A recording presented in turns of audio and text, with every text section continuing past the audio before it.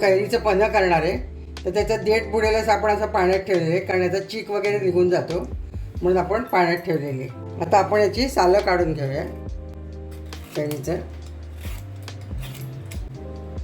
कैरीच्या फोडी करून घेणार आहे. जी आंबट गोड आहे त्याचं छानच होतं पन्हं. जास्त आंबट असली तर आपल्याला जास्त गूळ घालायला लागतो. आपण गूळ घालून करणार आहे, तर आपण याच्या फोडी करून ते कुकरमध्ये वाफवून घेणार आहे, म्हणजे आपल्याला गर काढायचं काम नाही. त्या फोडी आपण कुकरच्या डब्यात घेणार आहे. तर कैरीचा गर आपल्याला किती मिळेल त्याच्या दुप्पट किंवा दीडपट आपण गूळ घालणार. कुकरमध्ये ही कैरी आपण एक शिट्टी मारून घेणार आहे. मी लावलेलं आहे, त्यात पाणी नाही घालायचं, फक्त कैरी ठेवलेली. आपण कैरी उकडताना 2 शिट्ट्या घेतलेल्या आहेत. तर आपण आता हे उघडतो.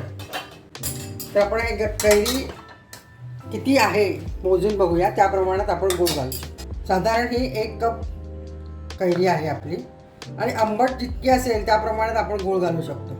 ही 1 कप कैरी आहे गर, तर त्याच्यात आपण 1 कप गूळ घालूया, आणि मग बघून नंतर अजून लागलं तर घालूया. तर आपण हे गरम असतानाच गूळ मिसळून ठेवला तर ते नीट मिक्स होईल.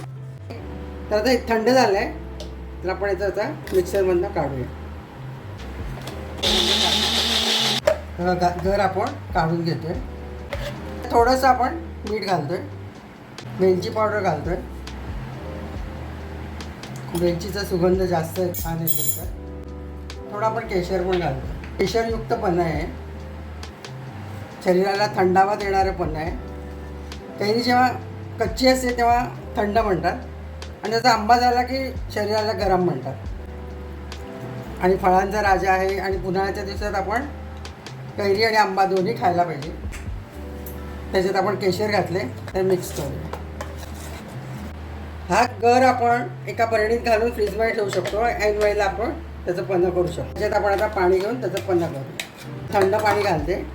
साधारण एका कैरीला 1 लिटर इतकं आपलं पन्हं होऊ शकतं. तर ह्याच्यात आपण आता 1 लिटर पाणी घालतो. 1 लिटरची बाटली आहे, तर आपलं पन्हं तयार होतं. ह्या स्टेजला तुम्ही पिऊन बघू शकता, आणि आणखीन पाणी लागलं तर किंवा गूळ लागलं तर घालू शकता. ग्लासामध्ये मी थोडा बर्फ घातला आहे, 2 ग्लासामध्ये.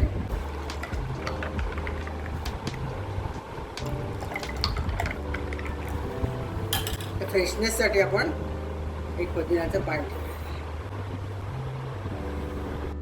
मी फोडी करून केलेलं आहे, ही सोपी पद्धत वाटली मला. तुम्ही करून बघा. लाईक करा, शेअर करा, आणि माझ्या चॅनलला सबस्क्राईब करा.